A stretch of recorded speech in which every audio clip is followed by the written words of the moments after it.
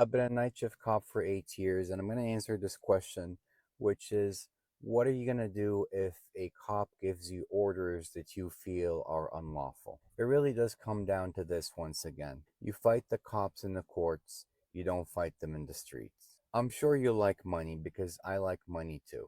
If a cop gives you an order that's unlawful, that most likely means that it violates one of your constitutional rights. Most likely that's going to be your protection against unlawful search and seizure. Everybody out there has heard about cops having qualified immunity. Well, I'm here to remind you that qualified immunity does not protect police officers from constitutional violations. So basically, if a cop gives you an unlawful order and you follow it, or you're compelled to follow it, or it's forced upon you, then you may very well likely have a case to say that your constitutional rights were violated, which essentially means that you can make some money. So, again, my recommendation is just do what you're told, and then after the fact, decide if this was a constitutional violation or not, which you'll do most likely by consulting an attorney. Trying to resist is just not going to work out. You are not going to resist an order that I give you.